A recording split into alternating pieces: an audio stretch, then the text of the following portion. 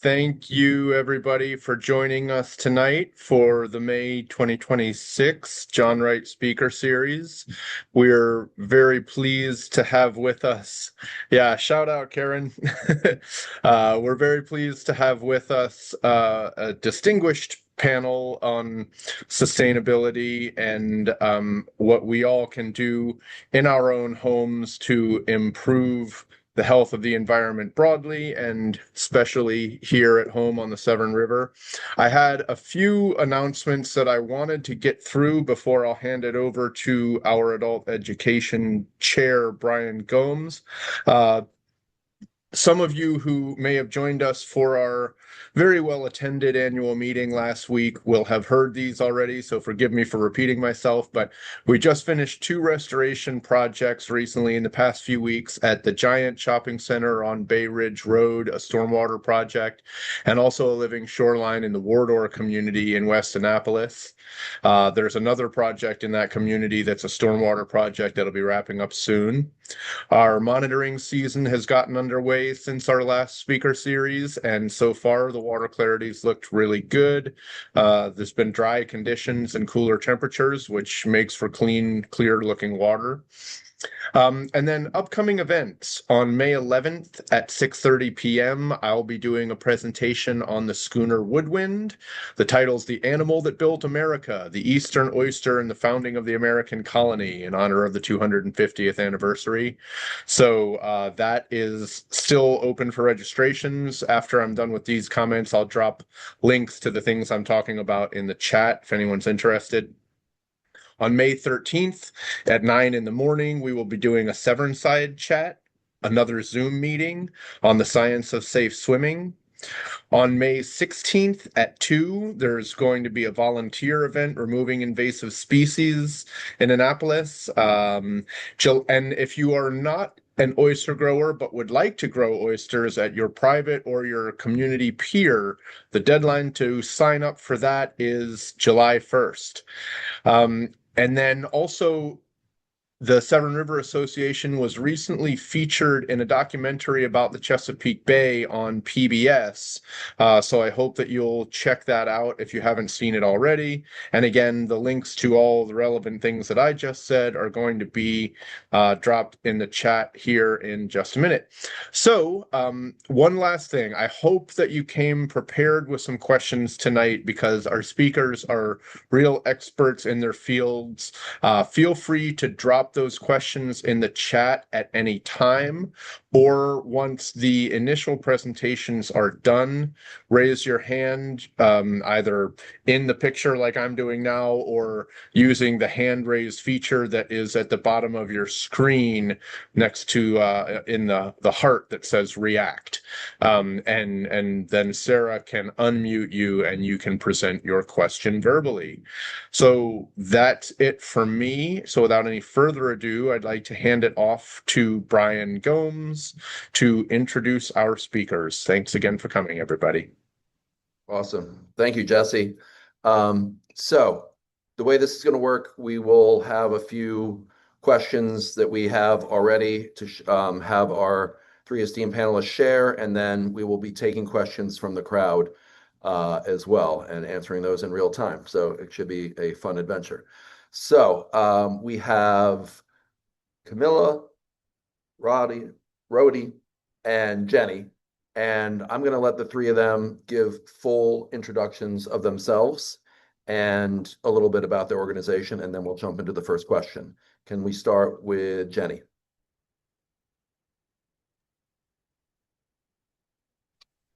My name's Jenny Vedrani. I am the founder of Refill Goodness, which I created in order to help at first anyone who would listen live a more plastic-free or a less plastic-free filled life.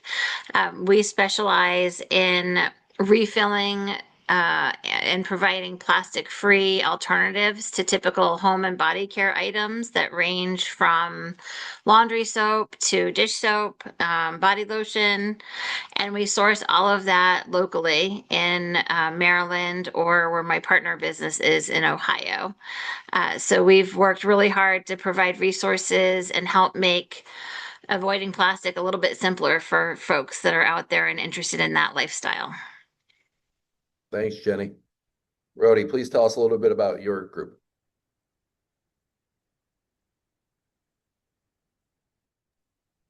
Okay. Can you hear me now? Yeah. Oh, good evening. My name is Rhodey Holthouse. I'm the Deputy Director with the Anne Arundel County Department of Public Works, and I'm with the Bureau of Waste Management Services. If you don't know, I think you probably do know about DPW, but if you don't, we do a number of providing a number of essential services for our citizen and business communities here in Anne Arundel County, drinking water treatment, wastewater collection and treatment. We provide the sanitation services, curbside collection, operation of collection facilities, which I was going to spend some time talking about tonight.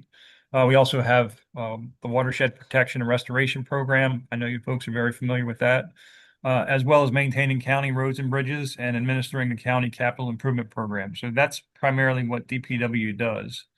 And tonight I thought I would talk about uh, some of the neater sustainable material management projects that we have going on within our solid waste group.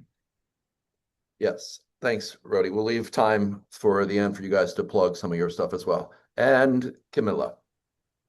Hi, everyone. My name is Camila Hernandez, and I am the chair for the Surfrider Foundation Annapolis chapter.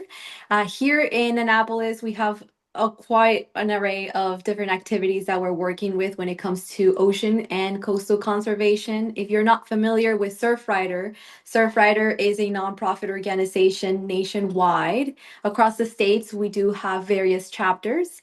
Our chapter here in Annapolis is pretty young. It's only about 2.5, 3 years old. And so we're dedicated to the protection and enjoyment of our world's waterways, including bays, rivers, lakes, and of course our oceans. We're really dedicated to 5 key areas, that being plastic reduction, ocean protection, beach access, coast and climate, as well as clean water. Here in Annapolis, we have one initiative that is key to us, and that's plastic reduction. As we all know, our bay, our rivers are super polluted at the moment. And so we're really trying to find ways in how we can partner with different organizations to share that message and really take action from lobbying to cleanups, which I'll talk more into it. Thank you, Camila. Brian, Yeah. real quick. Somebody said that they can't hear the speakers. So if everybody could use the reaction and put a thumbs up if you can hear, and I guess nothing if you can't hear. Okay, so Susan and Bob can hear, Lynn. Lots of thumbs. So Dawn, it looks like other people can hear. So maybe log off and come back. Restart your computer and then come back in. Also, we are recording this, and I will send this out probably tomorrow or Friday. And so you could watch the introductions again. I apologize for any issues. Thanks, Sarah. Okay. I'm going to start with the first question, and we'll go down the panel line the same way you introduced yourselves. Jenny, Rhodey, Cami. Okay. First question. With the advancement of science and technology, is it more or less difficult to be an environmentally conscious consumer? Jenny, you are on the clock, per se. Thank you. First of all, that's a great question, and a complicated one, I would say. I have been part of my career and where I got started was I worked for a tech company out in Colorado that leveraged GPS technology to help reduce inputs such as gasoline and pesticides in farming, and helped construction companies reduce the amount of gas and other inputs that they had on their projects, trying to reduce overall, in the farming arena especially, they were trying to reduce the amount of pesticides that they were putting into the environment as well as nitrogen. And so I've seen it work really well. And I believe that there are solid applications as it applies to AI as well. But the balance that we're in is the data centers that are required to get AI, to leverage AI technology. And so if we can learn how to utilize that technology efficiently, I do believe that it has the opportunity to help us. But I feel like we're towing a fine line right now. And I find myself, in my community of refillers and people trying to live a plastic-free life, there's a lot of concern over AI usage and the water usage associated with the data centers. So um, I'm not sure we have the right answer yet, but I do believe that there is possibility here. Thanks, Jenny. Rody? You're still on mute.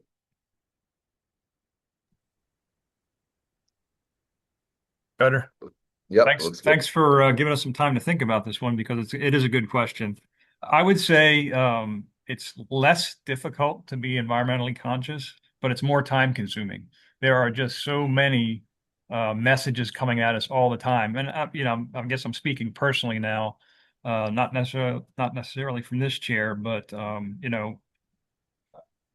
always looking, about what's in consumer products, what's in the things that we're buying, the food that we're eating, and I think there's so much data out there, and oftentimes it's hard to just really focus on kind of the most important thing, So I think that would be my answer. It's less difficult but more time consuming.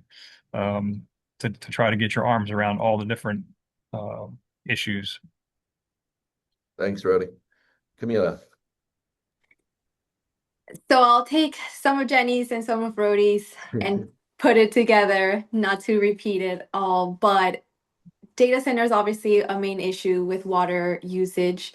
The amount and the plethora of just information and product overload, and nowadays everything is algorithmically sent to you, so then you're over consuming, and so becoming a smarter shopper does take more time. And so the way that it's helped make it more of an issue, I would say, is that we now have more options, so we could be consuming more. And that's where policy come into place, right? So it's like, as we're getting more technology, we should also have policy in place where we as consumers don't feel like everything falls on us, because that's very easy to get into, right? Where you're like, well, I think I'm doing the right thing, and then you feel super guilty, and that's not fair. We should always look up to the producers and see how we can make policy work with us as consumers, whether it's at a local level or at a state level, or a nationwide.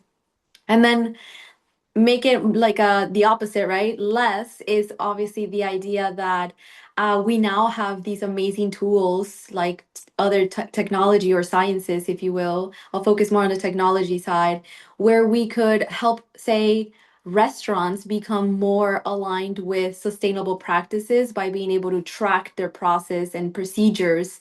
And so technology has enabled some sort of, or sectors, to be more sustainable while doing better for the environment and for people's health.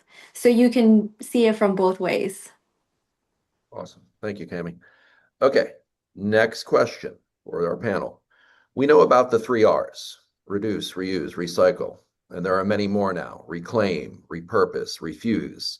Can you give us 2 thoughts? One, a concrete yet easy example of an R word in action, and two, something that might be a little more obscure, under the radar, that people should be aware of and think more about in the R world. Jenny.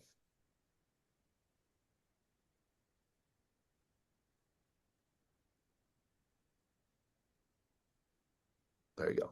There you go. Yep. So let's see. My favorite R word is not one that people typically think of, but I like the word it rot. And what that is it's a fully related to composting. And in my opinion, one of the most underutilized forms of waste reduction that we have readily available in most places is rot or composting. That is something that if I could rot. So if I could share that and kind of scream that from the mountaintops, the food waste that I see, in people's homes, especially in restaurants. I've been trying to work on it in my own office where we have lunches and the food could either go to places that are in need of support feeding folks or, as an alternative, compost, which provides so much value to our farming system as well, that I think that's something we really need to figure out how to leverage. Thank you. You're welcome. As far as the other R, it's getting I mean, I would say what we have done at Refill Goodness, it's refill. Hey. So, that to me is another way where we have so many containers. It kind of plays into reuse as well. Figuring out what you have at home and then reusing the things that you have to refill certain types of products that are available to you. And it makes such a significant difference in your overall plastic consumption, also your exposure to chemicals and toxins. And I'll talk more about that later, but just what I found in my research was that the refilling and the repurposing of different items in my home has been the most significant impact that I have made as an individual. Now, Cami brought something up that you can't deny. My business is focused on the individual aspect of how can we contribute, but ultimately getting others and corporations to think that way as well is really an area that we need to think about for the long term. Great. Thanks, Jenny. Rody? So I was trying to think of two pretty good R words, and I think I came up with some. So I've given a number of tours to foreign delegations over the years. So we've had visitors from Asia, Africa, Eastern Europe that come and see what we do. And watching them look at what our citizens discard is really eye-opening. Whether it's televisions or electronics, they want to know why we don't repair things. And I think that's one of our as a society, one of the things that we struggle with, right? We replace things readily, but we don't repair things the way we probably ought to. Online videos, maybe those help. I know, even my kids look at those to fix things. But I think we definitely need more of that, to sort of leverage, instead of replacing everything, just repair things that are repairable. And then this other one is recent. My oldest daughter has her first house, so she's been shopping in our basement. So I'm saying reserve things. Don't worry about getting rid of everything immediately and getting rid of the clutter, which I know, is a big thing nowadays. Live with some clutter. You can organize it. You can put it in out of the way places, but reserve things that have value and purpose still. In my case, we've been able to reuse bed frames and some furniture and some rugs and things like that, for what they were intended for. So. Awesome. Thanks, Rody. And Cami? Okay. So the one R that's in action would be reimagine.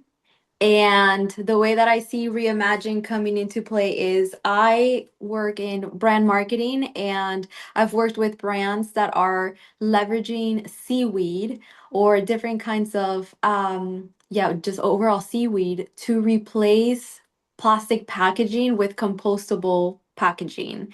So there are a couple of them out there. There's one called Toco Earth. There's another one called Sway. And essentially, seaweed, it's super usable and not harmful to leverage it out of the ocean. And so it's such a creative way to use our natural resources that we have at our disposal and at scale, instead of having to create this harmful chemical and material like plastic that is truly just not, it's just such a waste. And so that's kind of my word, reimagine. And then the other word is going to be, I was thinking about repair, but then you said it. So I'm going to go with rethink. So rethink the way that we use things. And I think that everybody here could, anything and everything has a second life. It's just a matter of figuring out what it could serve for. So, for instance, I have a lot of glass bottles that I can clean out really well and give them to Jenny for her business so she can use them as refill bottles for shampoo or soaps. And so it's rethinking about what do I have that can have a second life in a different way. Great. I want to circle back to Rhodey talking about the waste here in the States and perspective from other parts of the world. I had the opportunity to go to Cuba years back, and when I go to a foreign country, I like, less consumer trinkets, like if I'm gonna support the low footprint, and I like weird, different, unique things. Like I like to bring back a flag, like a legit flag from the country, and a license plate. Those are my things that I like to bring back for my international travels. So I'm in Cuba, and I've also bought some cigars, and I'm talking to our Airbnb hosts, and I was like, I'm not seeing license plates anywhere because, like, we can see them here and there in the States and in other places. And then I was like, I got it. I was like, I talked to our people that we were renting the Airbnb from. I said, Poppy, can I just take me to the junkyard? I was like, we can find an old car and get a license plate off of a old car at the junkyard. He's like, Brian, he's like, everything on this island is reused. There's no junkyard. There's no broken cars. The car breaks down, it gets fixed. So just a different perspective that goes back to what you were saying, Rody. At this time, I'd like to remind our audience that if you have a question for the panel, please drop that in the chat, or you can go old school and raise your hand. But I believe Jesse has our next question for the panel.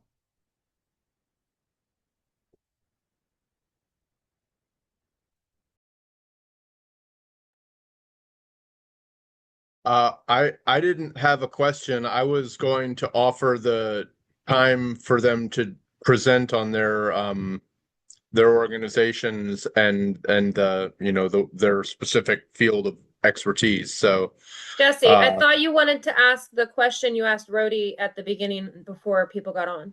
Oh, well, I could do that. I did take a little bit of executive privilege while we were waiting to get this thing started, which was related to pickup in the county. I had yard waste in a bin that I had put out for collection, and it was rejected. It seems like the reason for that is because I had bamboo trimmings in there. And so it was, and Rhodey, you can jump in at any time, I guess. It's a combination, either it's an invasive species, so it shouldn't be mixed in with yard waste because that stuff gets used somewhere else and might cause proliferation of that species. But also maybe it's tough for the chippers to handle. Or I'm not sure which one is the operative issue there. But I'm trying to unmute myself. It's taken me a couple of tries. I'm not sure why. So again, Jesse's talking about the curbside yard waste collection program we have here in Anne Arundel County, where you can set out on your collection day, grass, leaves, brush of a certain size. One thing we do not collect is bamboo as part of that program. Also, other types of things, and we have a very helpful app and website that's called What Goes Where. So if you ever have these kinds of questions, you can type in your question or type in the material and get an answer. But when I put in bamboo, it talks about invasive and poisonous plant species not being accepted in the curbside yard waste program. Again, you mentioned the correct reasons. Most likely, we're trying to keep seeds from getting into the compost and then spreading these invasive plants. But in some cases, it's also that they're hard to compost type materials. So. Thanks for that. Mm-hmm. I had removed a bunch of bamboo from a neighboring place and chopped it up to make a Southwest theme for my daughter's birthday, or not Southwest, South Pacific theme for my daughter's birthday. But anyway, I'll deal with the bamboo through the normal garbage collection. So as far as presentations, where should we start? Sarah, are you prepared to show the slides for Cami, who's on her phone? I am. All right, let's start there then. We can go in alphabetical order by first name. Awesome. All right, just give me a second. It is up, but well, it was up. Oh, I see.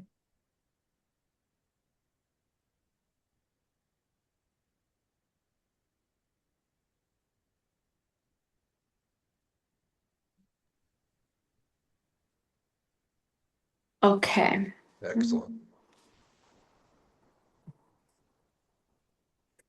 Alrighty, so I'll talk about a little bit about Surfrider and what we're doing specifically here in Annapolis. Sarah, you may go to the next slide. So first, again, I'm just going to reiterate the mission for our foundation. Surfrider is dedicated to the protection and enjoyment of our world's oceans, waves, and beaches for all people through a powerful activist network. So next slide, please.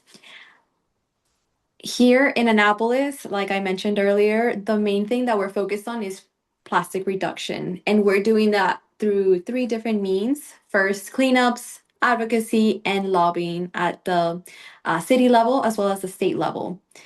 So when we talk about cleanups, you may go to the next slide. We often are asked by people who are new to Surfrider, why should they attend a Surfrider? What for us it would be a bay cleanup.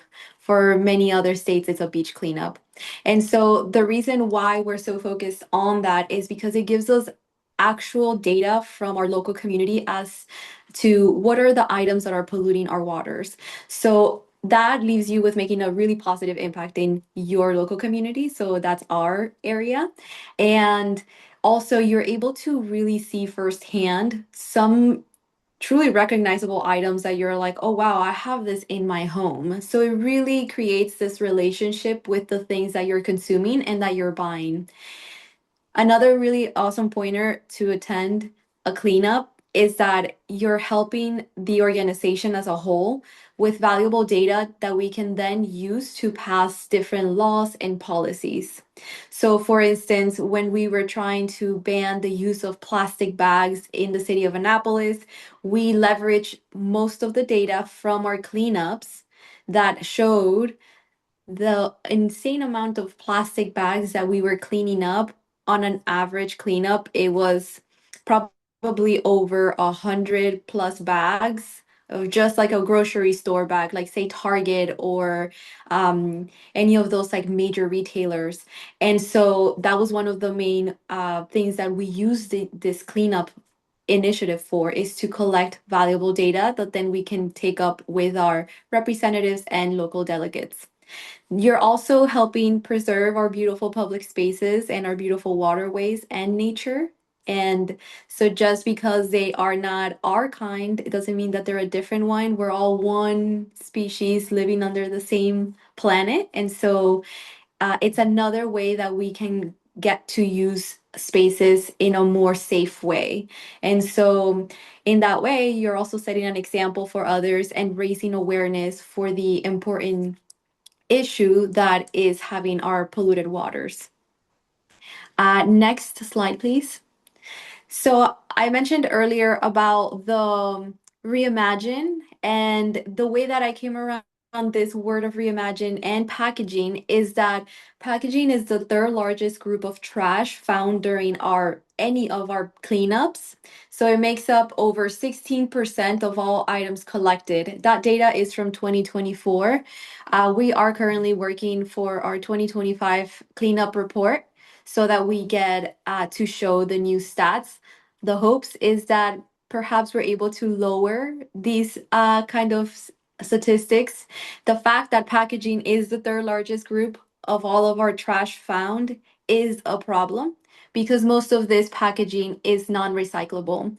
And so what happens if it's non-recyclable? It most likely will end up in our waterways.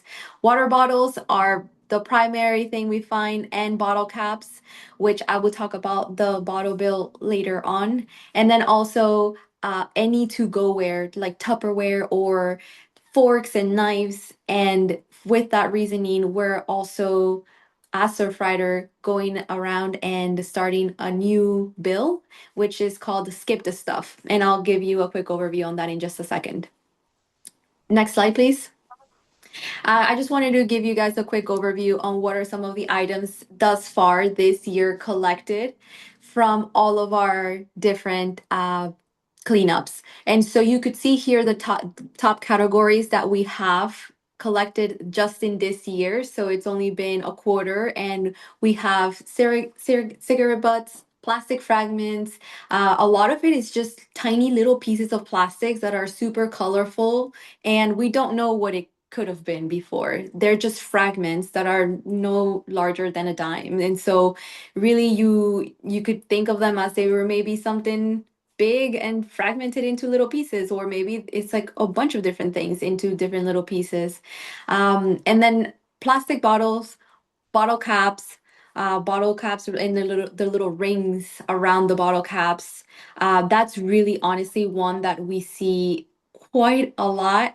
So if you're ever coming out to any of our cleanups, everybody's welcome. We have all the equipment, we have everything for you to come and feel like you can enjoy this experience. And it's such an amazing time to go out. I know it sounds weird maybe to go out and pick up trash, but honestly, it's so eye-opening to educate yourself, educate your family and those around you to be more aware of what you buy in a store, and to see literally the trajectory of things, how it could end up in our waterways. And so it's not like we're trying to have all of these plastic straws or paper fragments and pieces of plastics, but it happens, right? And so the more data that we have, the more empowered that we are as a community to go out and be able to position a new bill. Next slide, please. So we have advocacy as our next action that we're taking to help reduce plastic waste here in Annapolis. And advocacy really is all about generating awareness, and it takes all of us. It's from the youngest person in the household to the most mature individual. Our mindsets are always so fluid, and we all need to work together to make better choices at home, outdoors, and all around us.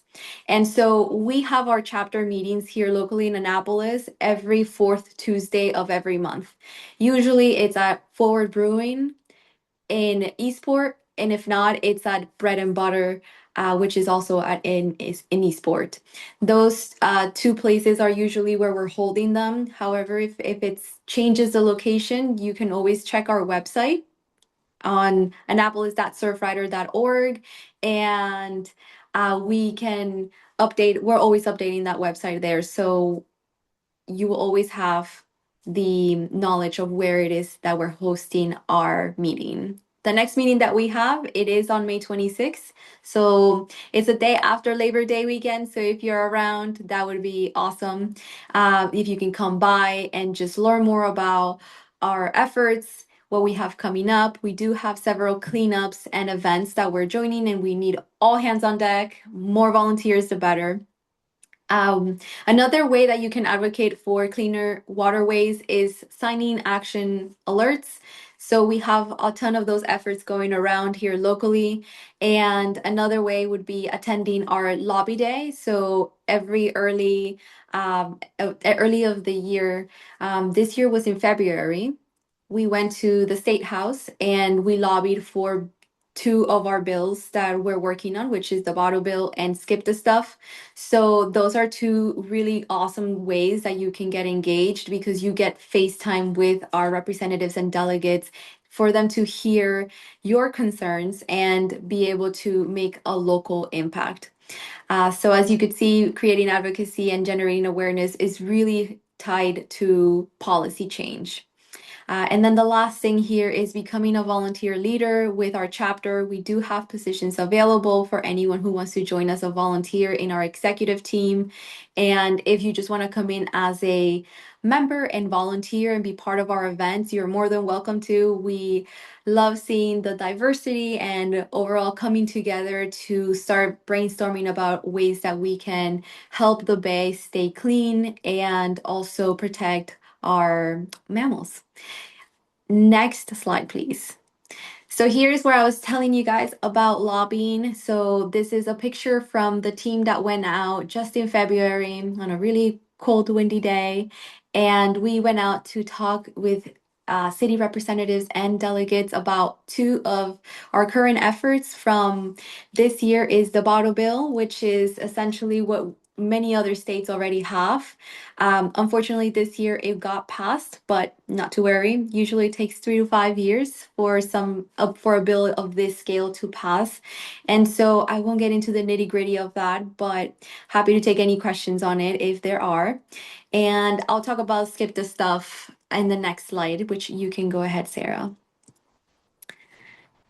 So skip the stuff is an ordinance that we're trying to get representation from our local state house. And so here in Annapolis, what we want to do is essentially change the expectations of restaurants, takeout, and delivery actions. So, what that means is that I'm sure you all have ordered online, and when you got your order, whether you picked it up or got takeout and opened up your bag at home, it had the napkin and the fork and the knife and the plastic straw. And once you have all of those items, they most likely end up in a junk drawer in your kitchen.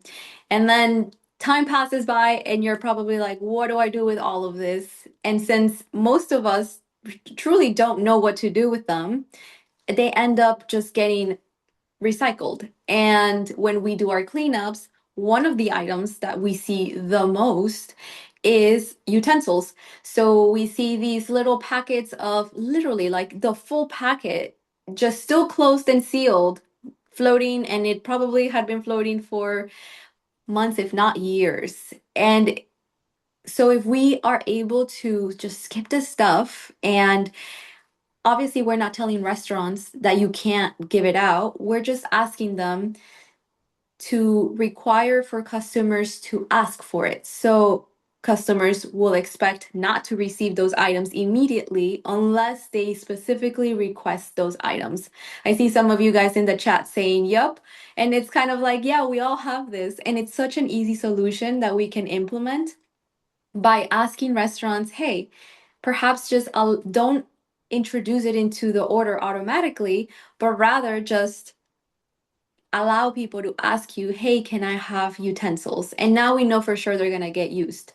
The next step after that would be, how do we create a system or educate people on how to properly dispose of those items? But to start, this is an ordinance that we are working right now actively with our local government to be able to pass this ordinance to then have representation and essentially pass it into a bill. So I wanted to share just these quick things that we have going on here with our Surfrider chapter. If you guys want to join, have any questions, I'm always available. I'm only an email away. If you guys want to come and support us, May 26th is a Tuesday at 6:30. We don't have the location solidified just yet, but once we do, I will send out an email. It will also be on our social media and on our website, and you will know there where we will be located. And that's about it. Thank you, Cami. Of course. All right. You said alphabetical, so next is Jenny.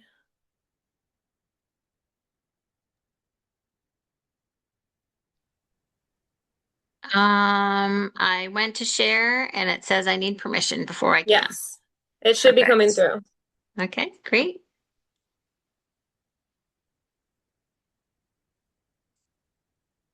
Okay, let's see here.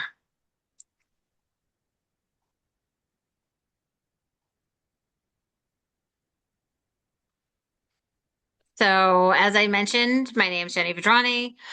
I'm a mom of 3 living right in Pasadena. I came about this industry and this desire to get involved in helping people live a different lifestyle. It all happened during COVID when we were at home, living with all of our own trash and seeing how much we were collecting at that time. And again, there were 5 of us that were home full time. And at that time, I knew that I needed to come up with a way to have an impact on that, even if it was only something that I was personally doing. And I really started to think about how I could coach people to proactively manage how we use plastic and how we accept plastic in our life. And I love what Cami just talked about as far as, working and collaborating with local businesses, with restaurants, to just, there's things that we're doing that are unnecessary in life, between the utensils that come in the orders, straws, a variety of things, to-go containers, all things that don't have a real recycling path per se. So I've made it my personal mission to try to help figure that out. When we started, with the big question that we asked ourselves and people around us, and I invite you to think about this right now, if you were to look around your home and give an honest assessment, how much plastic do you have in your home? And I find that where this really crops up and where we chose to attack is that we saw it occurring primarily in the bathroom, the kitchen, and in the body care arena. Laundry as well, with the big plastic jugs. When I started to think about how I could detoxify my life, and I think a lot of people go through this, I felt this sort of mayhem and chaos of all the different things that I would have to do in order to help people on this journey themselves, or do this with my family and my own life.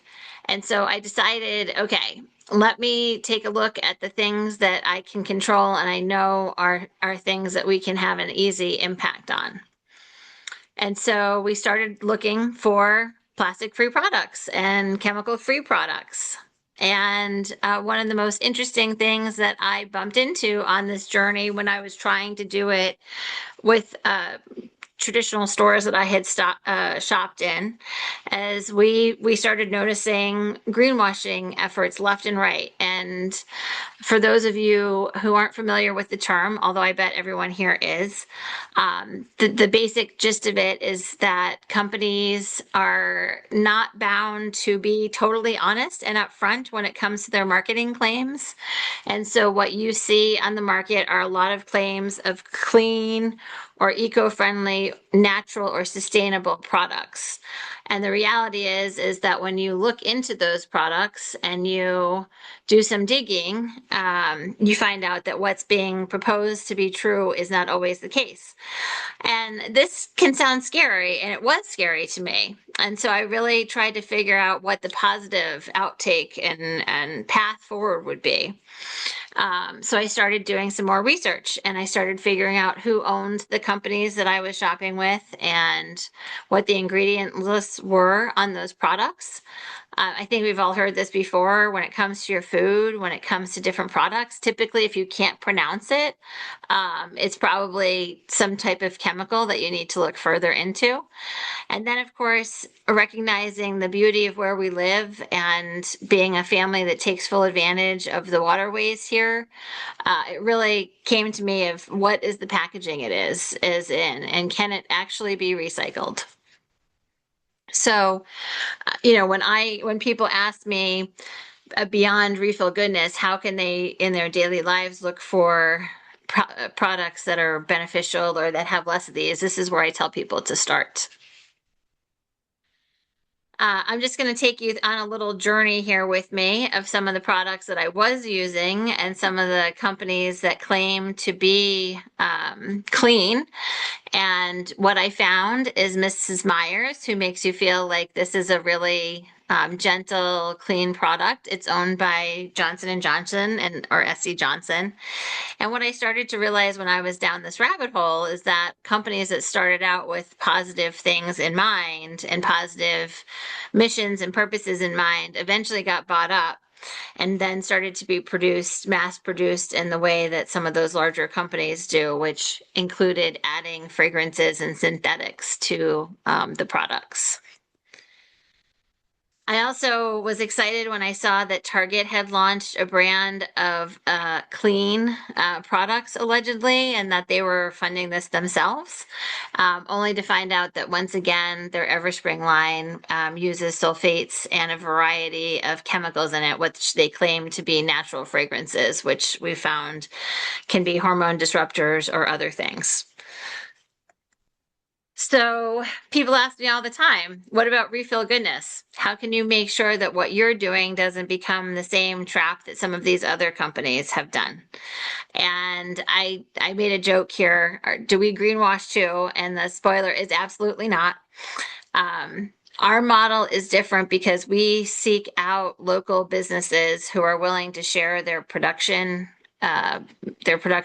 plans and take us on tours of their facilities. And in Maryland, we're very fortunate that in Baltimore in particular, there are two organizations who are really paving the way in plastic-free products and actual clean products. Two of those are called Zara & Co. and then Mount Royal Soaps. And they were two of our earliest partners. And together we started creating a sort of sustainable group that we could lean on to identify other producers that we felt met all of our guidelines. And so anyone who sells with us as part of the Refill Goodness structure is required to meet certain expectations and to have some type of proven refill process of their own if they do need to, for any reason, package their goods in any type of plastic containers. A lot of people, again, I encourage that we need to go bigger and above and beyond what we do as individual consumers. But when we started this company, and mind you, we do this exclusively through farmers markets and events.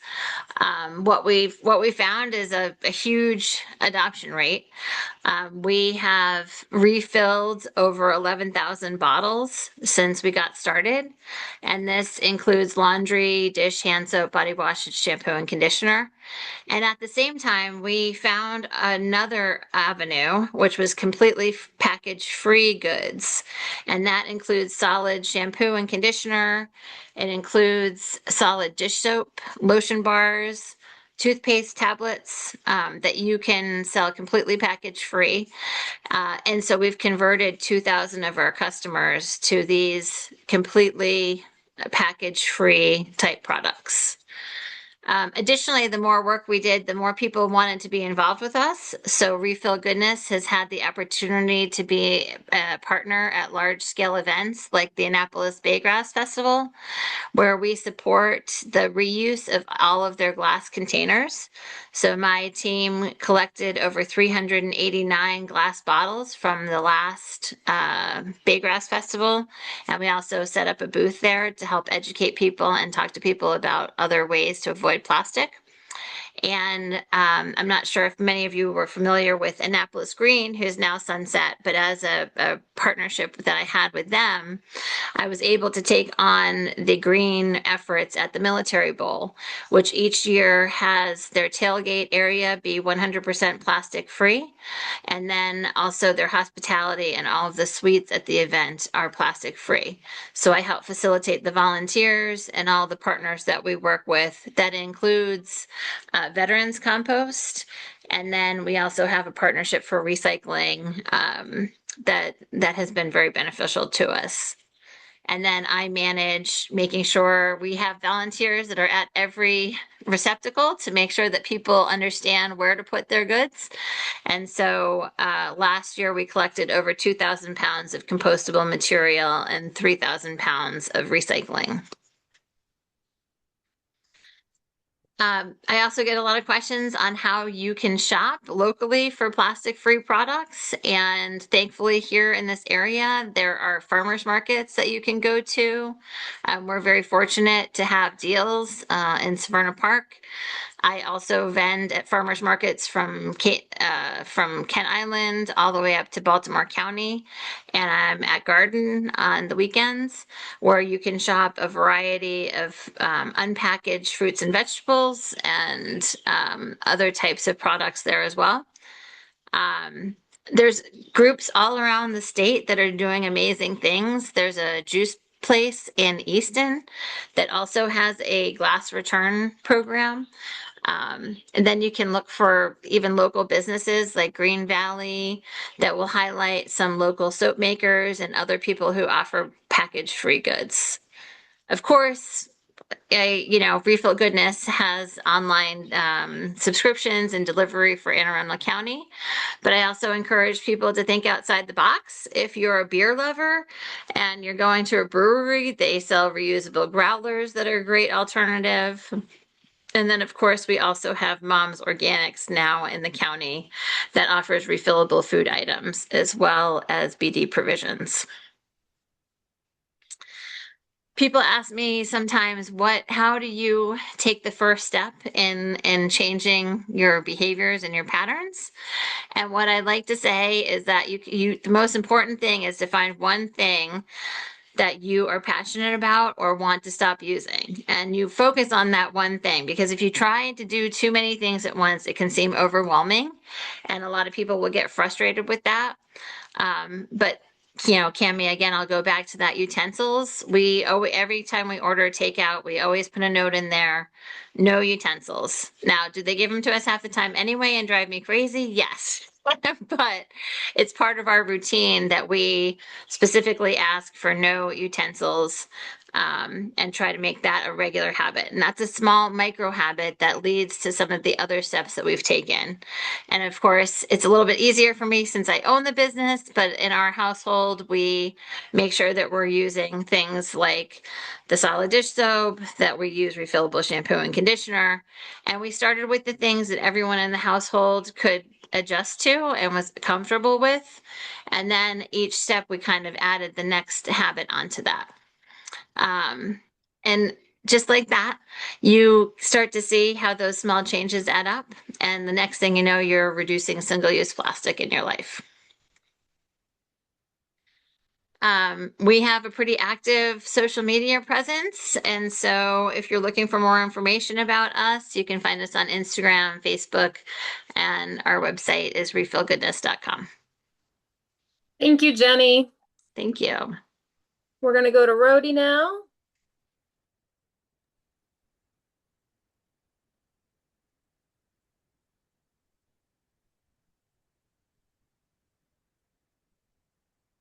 Can you see my screen?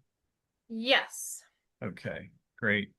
So again, I'm Rhody Holthouse, Deputy Director with the Anne Arundel County Department of Public Works, and I wanted to spend a little bit of time talking about some of our newer programs. But on the topic of waste management, there's this new, maybe not so new, but a concept of sustainable materials management. I thought it was a good outline for this group tonight, just to talk about some of the programs that we do that follow that model. So again, I mentioned DPW, but we're the provider of core services here, whether it's drinking water, wastewater treatment. Um, the old way of talking about trash and recycling collection is how this slide shows it, but I'll talk about materials management, because what people discard doesn't always, or most often, has value still.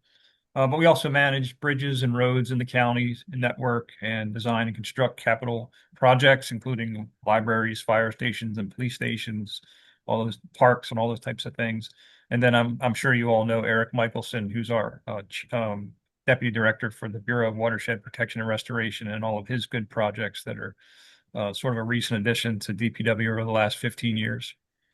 So a little bit more about my bureau, Waste Management Services. We're the primary provider of services to the residential customers in this county. So we have 173,295 households that are receiving curbside collection each week. Consequently, that's our biggest cost. So picking up stuff from the home is the biggest cost to the whole program. Right now, it's about $42 million, and that's all outsourced to the private sector. But it is it's a big cost to send literally 110 trucks a day to different parts of the county all week long. We also have the county's landfill, which is really the Millersville Landfill and Resource Recovery Facility. That name's been in place for decades because have always been trying to glean things out of the waste stream that can be reused, repurposed, recycled. We also have other locations, the northern, central, and southern recycling centers, which are really to cater to the residential customer. So if you look at the EPA hierarchy for sustainable materials management, you see this upside down triangle, and it's at the top is the most desirable options, which is source reduction and reuse, and that makes sense, right? If you can keep materials out of the waste stream, that's the best outcome for everyone. For managers like me, it's better to not even see these materials in the system. And then obviously reuse helps somebody in most cases. And then we get to recycling and composting, and then energy recovery, and finally disposal. So I really wanted to focus on some of the programs that we have that fit into those top two levels of the chart. And one is it's a really feel-good program, and this is actually a state of Maryland program. It's managed by the Department of Aging at the state level, but we participate in it. We have for the last 5 years since it was started. It's called the Maryland Durable Medical Equipment Reuse Program, and it's pretty neat. So there's a network of collection and distribution facilities around the state, and you can see Anne Arundel right kind of in the center of the map here. Our facility is one of those collection points. So residents can bring us old medical equipment, and I know I've had two parents that were in hospice, and when they pass, you have things to get rid of, right? And what do you do with them? Most of the time, they're pretty functional, pretty new even. They've only been gently used, and this is a great option for that. So whether it's things like bedside chairs and commodes, or even things like power scooters and powered wheelchairs, we will accept those at our central recycling center in Severn. You can see that it's a enclosed can where they can be dropped off, and then those are transported to an actual former Department of General Services warehouse that's been outfitted into basically a repair shop. So not only repairing things, but also sanitizing and cleaning all this equipment for redistribution. So it's a real win. It's I'll say no cost to Anne Arundel County to operate this program. That's maybe the only cost would be once upon a time some of these things may have gone into the scrap metal pile and been recycled that way. So there's maybe a little bit of loss of revenue, but it's a much higher purpose served when we can rescue this equipment from the waste stream and get it back into the hands of folks that need it. So if there's any more information that you'd like, I can provide that, to Jesse, for anyone that wants to follow up on that or might have a reason to use the program or to wants more information about how to donate to the program. This next part of our program is we are one of the collection locations for the Oyster Recovery Partnership. Now, has anyone heard of the Oyster Recovery Partnership? Yeah, I thought I'd see some hands. So again, this is a nonprofit that's based in Annapolis, and they've been doing their thing since 1994, and their thing is collecting oyster shells and working to restore oyster planting oysters, restoring oyster populations in the bay. So the way they do that is, I have my notes here. Rowdy, I just Yeah. wanted to chime in that I used Sure. to work at ORP and spearheaded this project Okay. with your predecessor about 12 years ago. Okay, great. So it's great to see how the growth Yeah. has gone. But yeah, that infographic is perfect. And I continue to preach beyond my time at ORP, but go ahead. Yeah, so well, I appreciate that. So yes, we're collecting oyster shells, and they're transferred and then cleaned, and then they're used to be I guess the home for spat, and then planted in parts of the bay to rebuild the oyster bed. So it's a very good project. I know we won an award a few years ago. That's not why we do it, but it's it's a good local kind of project. So you can see at our northern, central, and southern recycling centers, we're collecting shell throughout the year, but we're just one of many. I think there's and you probably know, Brian, it's like 70 different locations, restaurants and public drop-off locations throughout the state, but they tend to be heavily concentrated around our area here, so that's a good thing. So eat oysters and make sure you do the right thing with the shells. Um, the next thing is textile recovery. So again, the best thing to do with used clothes or textile is to give them to someone who can use them or use a local organization. We have plenty of those. We advertise to help those on our web pages. But if you can't or you don't have something that they will accept, we can probably accept it in our textile recovery program. And you can see from the slide here, we're taking footwear, clothing, even things like luggage and stuffed animals. The primary goal is rewear and reuse, but textiles that can't be used as clothing, for example, will still be recycled into something like rags, shop rags, things like that. So again, it's another good program that's recognizing the value in these materials and trying to keep as much as possible out of the disposal stream.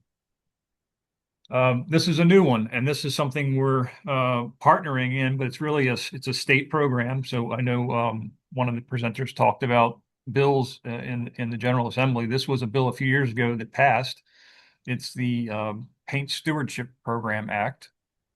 And what it is doing, and now it's up and running, is when we as consumers buy paint, so any paint or architectural coating product, which could include stain or deck seal, things like that, you pay a fee, and that fee collected on the front end from the purchaser provides these services on the back end. So if you have leftover paint, you can take it back to this network of retail locations. And in our case, our household hazardous waste collection program, and then free of charge, get rid of that leftover paint. So that's a new program for Maryland. It just started officially on April 1st. So if you go to the Paint Care website, and I have the link here, you can search on the locations. You can search on your zip code or your address and see all the locations in Maryland, or in this case, Anne Arundel County, where you can bring leftover paint for recycling and recovery. So that's a new program. And again, we just started working with them in April. Composting, I heard it is great. Whenever I go out to our composting facility, it's really just mind-boggling how these giant piles of material, just 50 or 40 years ago were part of the trash. If someone cut their grass and bagged their grass clippings, they just put it in a black trash bag out with the garbage. And to see how much material we recover every season and keep it out of the disposal stream, it's really something to see. So we've been doing composting for years, for decades. And what we had always done, and we collected yard waste at the home or at our facilities. We used a network of local facilities, and there used to be, 4 or 5 local facilities in Anne Arundel County that handled yard waste and made compost and mulch and other kinds of products like those. By 2014, they all closed. So that left us with some problems, some big problems. So what we looked at, and this is why I wanted to thread this into the talk as well, sustainability also means affordability. So we decided that we would expand our own composting infrastructure, and we have since outsourced that operation. So we own the property, we own the facility, we did all the permitting and construction, and now we have a sort of a national operator in there doing the daily operations for us, and it's really good. But I really wanted to focus on some of the impacts that this sort of operation had and the path that we took, how it benefited us all. So I mentioned in 2014, we were using a network of local facilities and the last of those went out of business.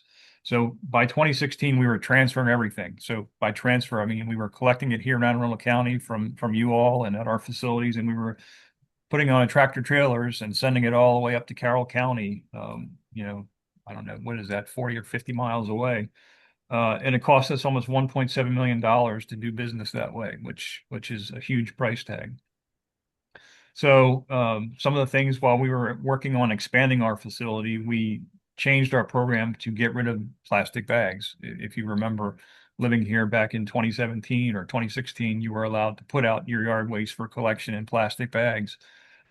Very hard to process that way, makes a lot of, plastic waste that has to be screened out of the final compost. So we ended that part of the program and required the use of compostable paper bags. And that, you can see, made a change in the cost. It reduced the cost by, 600 and almost $700,000. But then by 2019, when we had our new facility, expanded facility ready to open, and opened it, the annual cost dropped again by half, and that was basically in 3/4 of a year. So by year 7, which was last fiscal year, the cost of our composting operation is less than $500,000 a year, which is another big sustainability measure for us. Again, we're an enterprise funded by our users, so if we can keep costs low and affordable, we can keep fees low and affordable.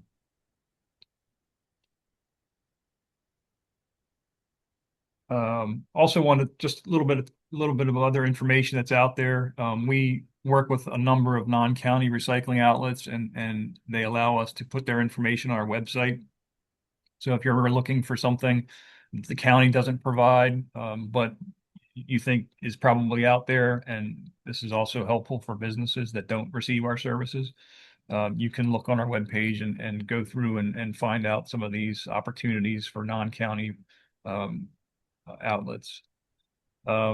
Another piece of legislation that passed and was signed into law back in 2025 is the Producer Responsibility Plans Act. So I've been hearing a lot about plastics and packaging, and this is really what this is all about. So there's this new Maryland law. Again, it's the law. So now the Maryland Department of Environment is developing the regulations that will implement the law, and those are in draft form. So again, that's out for public comment. So if anyone's interested, you can certainly get up to speed on that.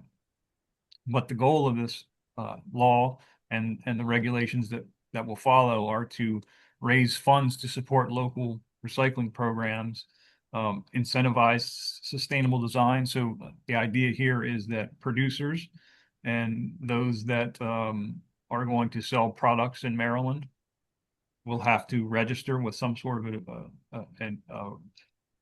nonprofit organization and pay fees, and those fees will hopefully modulate the types of packaging and the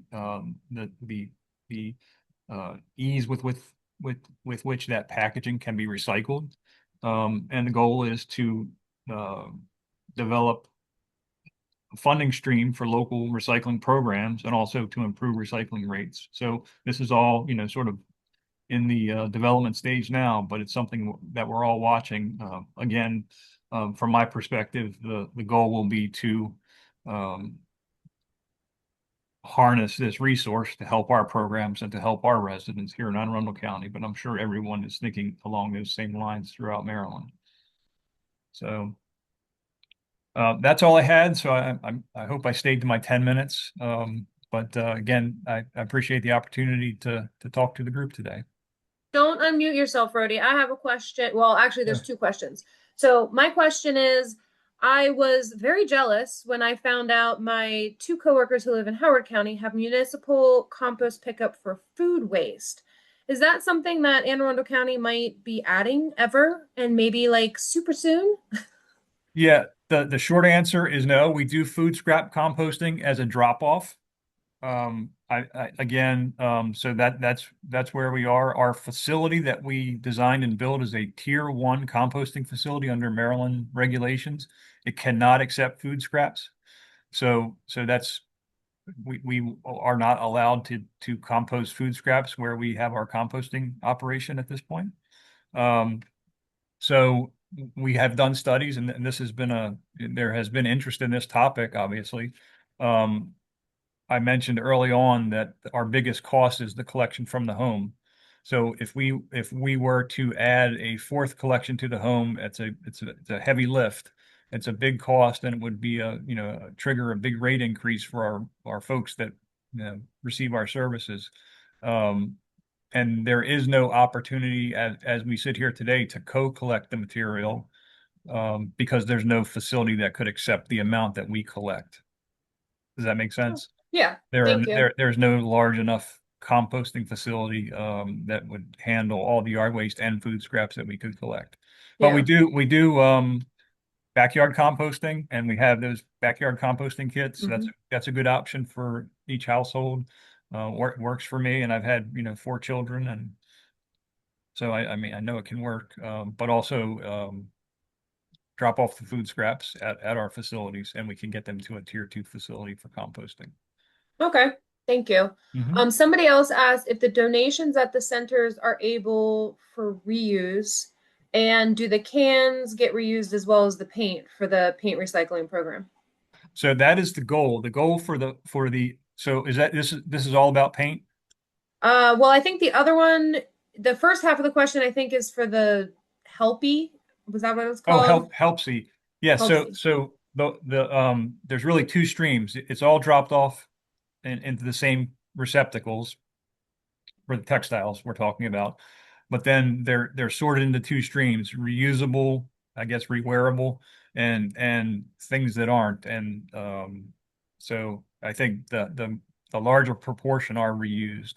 But those that can't be reused are used for the fibers to make other things. And I think the easy examples are like shop rags and low quality textile kinds of materials.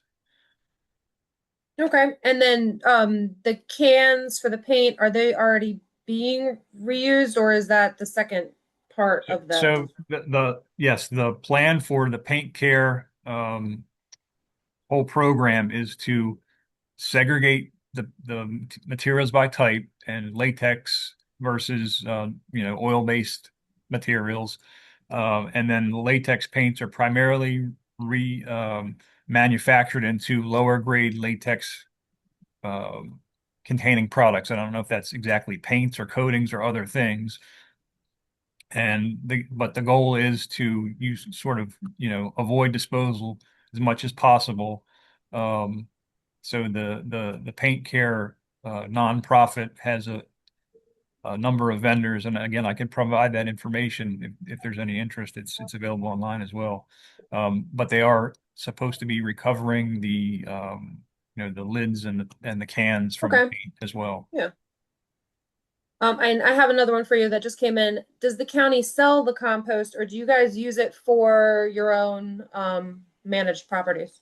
So we once upon a time, when we had a small operation of our own, we sold it, and at this point, we outsource the operation. The vendor, we deliver the feedstock. They provide all the equipment and personnel, and um, the marketing of the final product. So at this point, we don't sell it. Okay. It's sold, by the Rody, company. can I ask a Sure. quick question? A updated depressing stat of what is the current percentage of the cells that are full in the Anne Arundel County landfills? So that's not a depressing question. I think it's a good answer. It's a good answer to a good question that I Okay. have. So we've been doing all these things, recycling, composting in a big way since probably 1995. So long before I got here. And our Millersville landfill started operating in 1975, and it had a time horizon back then. And they always did some recycling, but not like we do nowadays. Um, had a time horizon of the year 2000. So the year 2000 is in the rearview mirror. Right now, our time horizon or lifespan projection is 2049 for the facility as it's currently permitted. But we do have, and we've been pursuing a permit modification to allow us to fill the current cell higher, um, which really doesn't take any other engineering. And if we are successful with that, that will push the life into the 2060s. Yeah. So those are all good things, but again, that all factors into this plan of trying to do the best thing with the materials that we collect from the folks that discard them. Thank you. Mhm. And Cami, quick question. I had a banana for lunch today and I had this organic sticker on it. Um, and it's kind of an oxymoron. It says it's organic, but it's a sticker. What are your thoughts on stickers on fruit and how can we dispose of them and or limit them? I actually have left it in my other room thinking I was gonna put there, but I'll bring it so I can show you. But I can show you with a glass. So, first, I don't understand why we need to have so many stickers in every single thing. So, most of us say it could be bringing our own reusable little baggies to put our produce. So, that's great, but then you get home and it has a sticker, and then it's like, well, what do I do with this sticker? Because yeah, you could throw it out, but it's not gonna decompose. The average lifetime for a sticker to decompose, it's like a ridiculous number. It's over 75 years. And so imagine you're how many stickers you've thrown out, and it takes that long for them to decompose if they even get to that point. And so it's almost like a double whammy because yeah, it says it's organic bananas, but then you're throwing it out. So it may be good for you, but it's not good for the environment. So I grab jars, like glass jars, or any, let's say you have a plastic tub or anything. I make like eco bricks with the stickers. So I grab all the things that I purchase, bananas, oranges, kiwis, zucchini, I mean, you name it, and I literally put them inside. Once it's filled up, some jars I have them stickered around on the outside, and so it starts to look like a retro kind of jar. And so I've collected them over the years and have them literally just right now, they're currently just sitting in the garage waiting for them to be displayed at an art gallery of our the trash that we make. But that's a really good opportunity also to also consider it with other things and other packaging because you can use, say, like big plastic bottles and make eco bricks, as I mentioned just earlier. And those eco bricks could be very useful for some companies. There are actually some more sustainable efforts going on in different industries that would use those eco bricks for building things. And so if you have the ability to be able to start storing those kind of little pieces of plastics or stickers, there are companies locally and nationwide that will gladly take all of that from you guys. And so um, another thing that could be done is, the rubber bands that asparagus or a bunch of like broccoli come with. Those rubber bands are so useful for you to reimagine and rethink about how we can use them. So perhaps keeping a few for yourself, for your use, for gardening, whatever it may be. But also there's a company, or there's a group of people in Bethesda that are reusing this plastic. They're melting it all down, scrunchies or any sorts of plastics, and they're actually creating big benches or park gardening beds, actual parks with like these little tiny pieces of plastics that may not seem like a lot for you to just dispose of, but it's actually very useful to reimagine its life into a second life that it's completely different. And it takes the tiniest pieces to the biggest piece of plastic that you may have. So there are local efforts that are doing all of this, kind of like reusing these materials that shouldn't get disposed because it takes so long for them to, some of them just never get to decompose, right? Like plastic bottles and all that good stuff. It takes hundreds of years for them to finally decompose. Awesome. Thank you. Yeah, and the eco bricks makes a lot of sense too. So we can think about that going forward. Okay. That was very informative, and I love that we had government, private sector, and nonprofit kind of giving that multifaceted view of Intel on how to be better consumers. So thank you all, and we will talk to you next time.